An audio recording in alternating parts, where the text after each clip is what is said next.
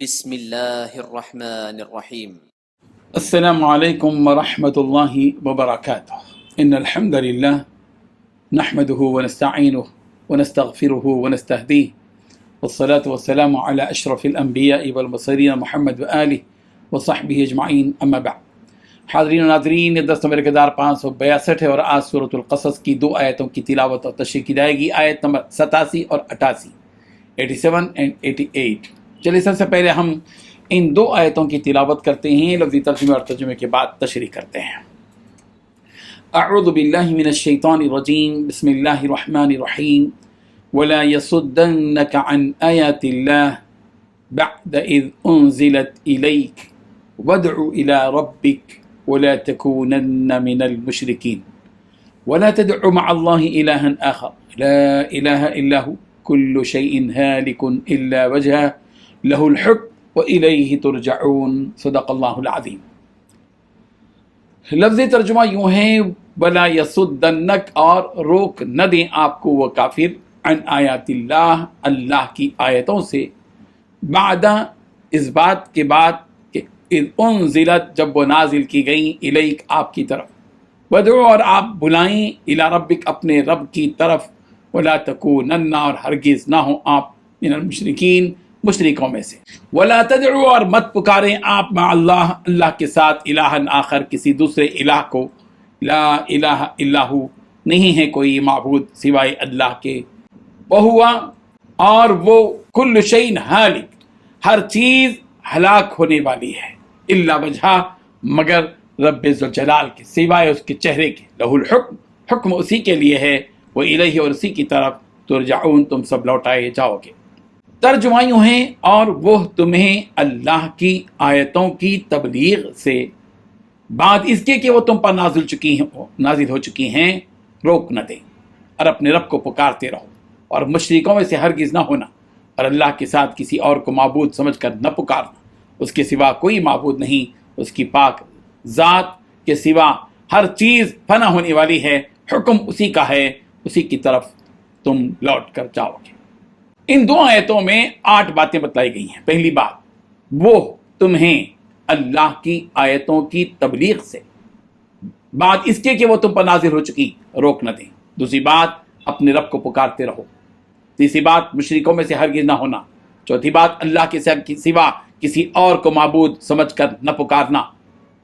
پانچویں بات، اس کے سوا کوئی معبود نہیں۔ چھٹویں بات، اس کی پاک ذات کے سوا ہر چیز فنا ہونے والی ہے۔ ساتویں بات، حکم اسی کا ہے۔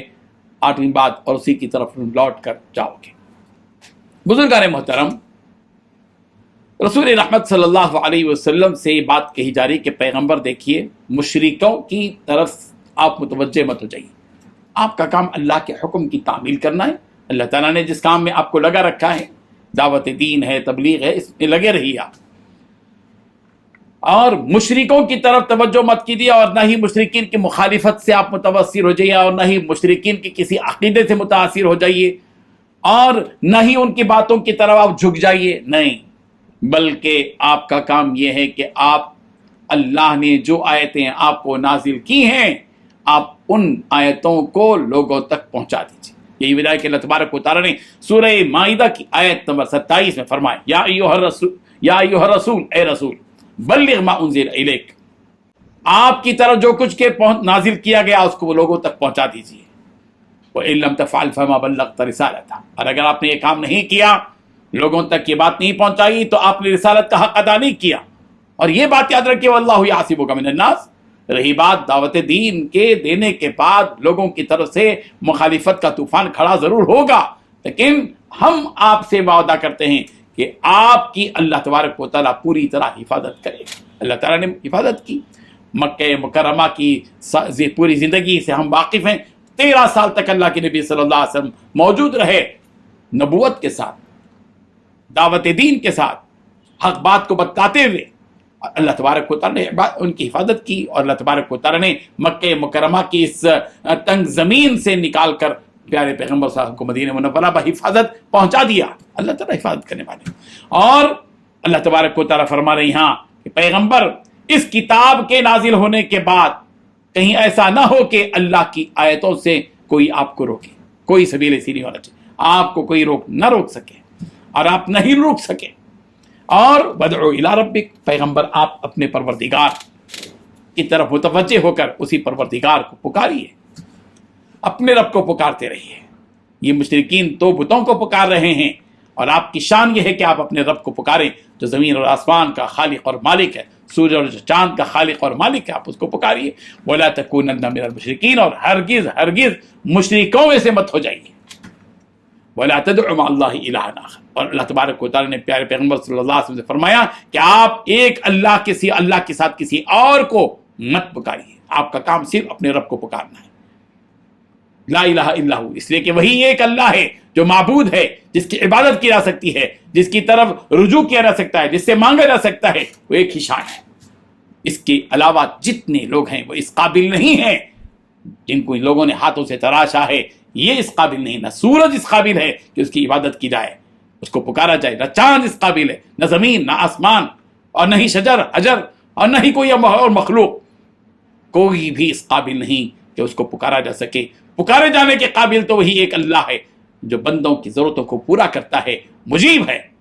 امن یجیب المضطر اذا دعاہ ویکشف السوء، کون ہے وہ کہ جب اس کو کوئی پکارتا ہے تو اس کی دعا کو قبول کرتا ہے.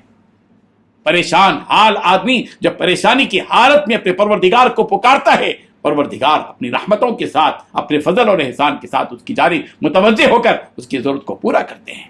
کل شیء ہالک الا وجہہ، ہر چیز دنیا کی ہلاک ہونے والی ہے، تباہ ہونے والی ہے، فنا ہونے والی ہے، مگر ایک ہی ذات باقی رہے گی، وہ ایک ہے اللہ. کل من علیہا فان ویبقى وجہ ربک ذو الجلال والاکرام. ہر چیز فنا ہو جائے گی، لیکن ایک ذات ہے جو باقی ہے، وہ ہے اللہ. اور اللہ لہ الحکم، حکم تو اسی کا چلتا ہے. یہ دنیا میں لوگ اپنے آپ کو بڑا سمجھتے ہیں، اپنے حکم چلا رہے ہیں، تو عارضی ہے. حقیقی حکم، دائمی حکم، باقی رہنے والا حکم رب ذو الجلال ہی کے ہاتھ میں ہے. اسی کا حکم چلتا ہے. اور وہ الیہ ترجعون، اسی کی طرف تم سب لوٹائے جاؤ گے، اسی کی طرف تم سب کو لوٹنا ہے. قرآن مجید میں بار بار اس جانب بندوں کو متوجہ کیا گیا کہ وہ الیہ ترجعون، الیہ ترجعون، تم سب کو اسی پروردگار کی طرف لوٹنا ہے.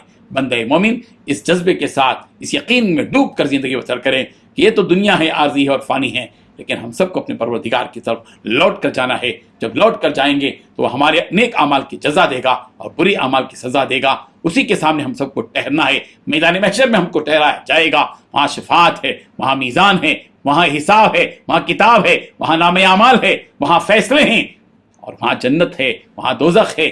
اس یقین میں ڈوب کر اللہ کے بندوں کو جینا ہے. اللہ تبارک و تعالی ہم سب کو نیک توفیق عطا فرمائے. آمین. آخر دعوانا ان الحمد للہ رب العالمین.